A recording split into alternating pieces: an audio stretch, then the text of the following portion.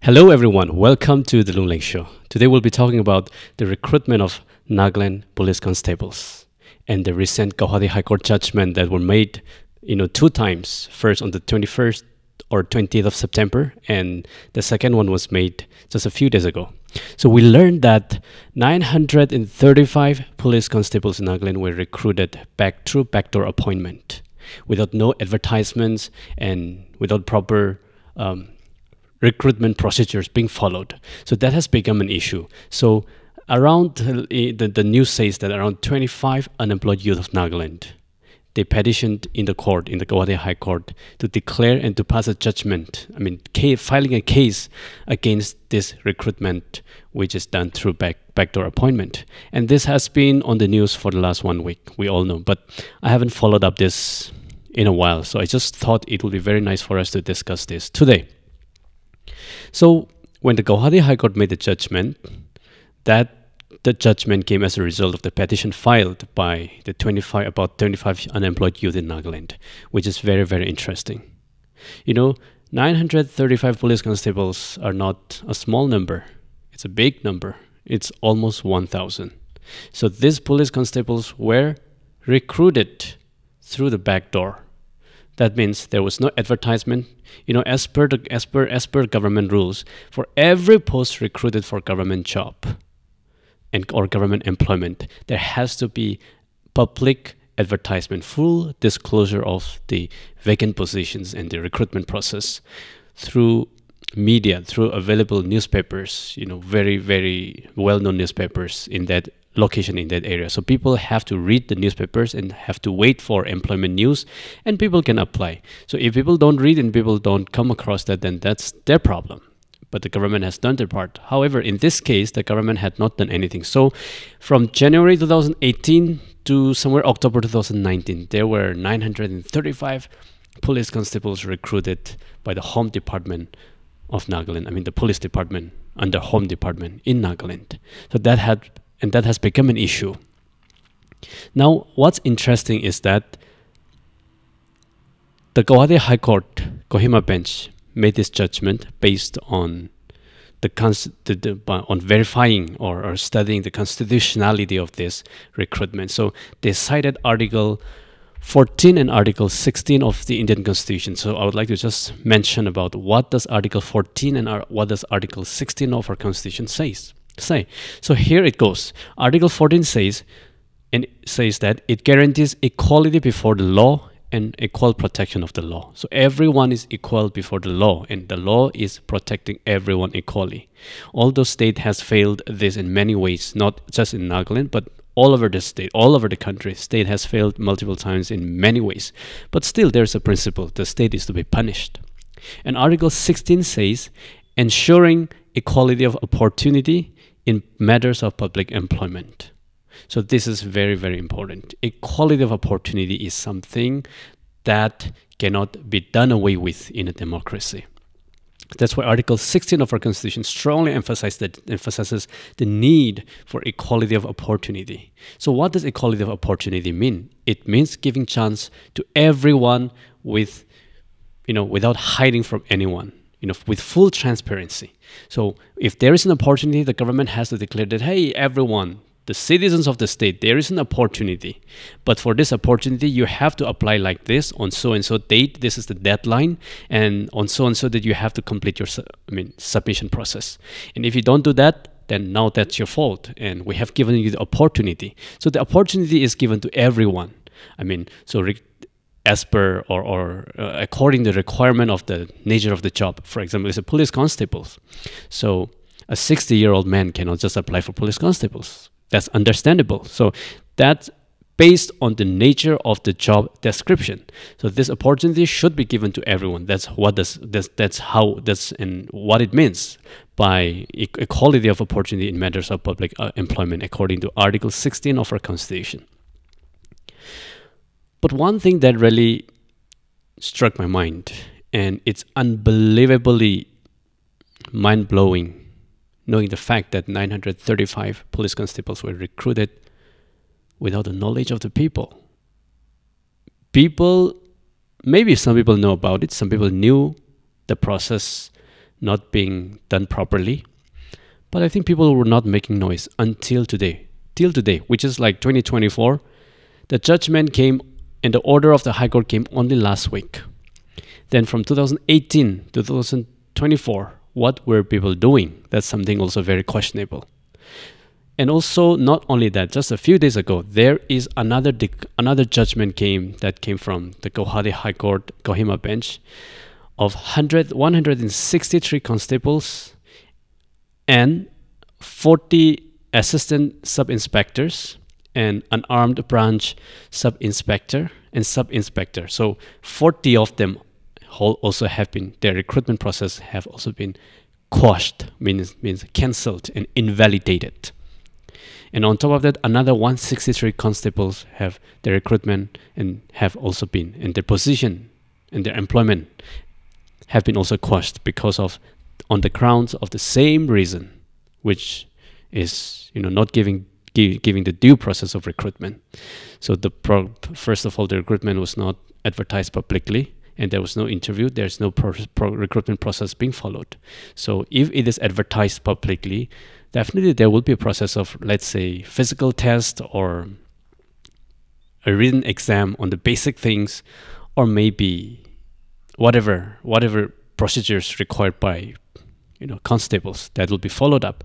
But since that was not done, that was not publicized and advertised publicly, so there was no need for following the rest of the other procedures. So they were just taken in like through backdoor, which is concerning, which is sad.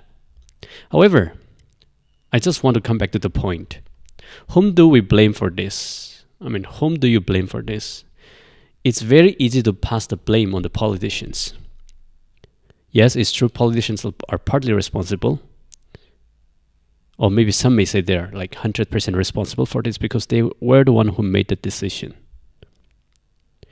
How about people? I mean, technically, let's say the politicians are responsible for that. But when you dig deeper into this problem of backdoor appointments, you don't see the politicians doing it like happily. But I think it's people and voters are also partly responsible for this. The reason being quid pro quo, meaning like, if you do this for me, I'm going to vote for you. And if you vote for me, you will do this for me. So that's called quid pro quo. The quid pro quo meaning you ask the politician something, politician cannot give you directly, but he said if he gets elected, he's going to give it to you. So what you're going to do is, by any means, you're going to do everything best you can to make sure he gets elected so that you get benefited. I think this is not just the case of one politician. I'm not referring to just one politician. I'm just referring to politicians in general, especially in a country like India. In order to get elected, you have to promise something to the people which is out of the purview of what they can get. And once you get elected, you have to meet their expectation also, because it's a business transaction. You have to meet their expectation as well. You have to deliver what you have promised to the people. So it's also important to note that, suppose if that politician wants to take up a very clean process by not offering cash for votes or by not offering jobs for votes, if he doesn't do that, he's not going to get elected. And someone else will also promise the same thing, and that person, whoever promises the best, will get elected. So it's all about delivering what you promise, but not in a constitutional manner. The problem we have is, of course, it's the duty of a politician to deliver what he has promised, and to promise what he's going to deliver during election campaign is the duty of a politician, no doubt about it. But the problem is, in our case, politicians tend to promise something that they cannot deliver legally, lawfully, and that becomes a problem.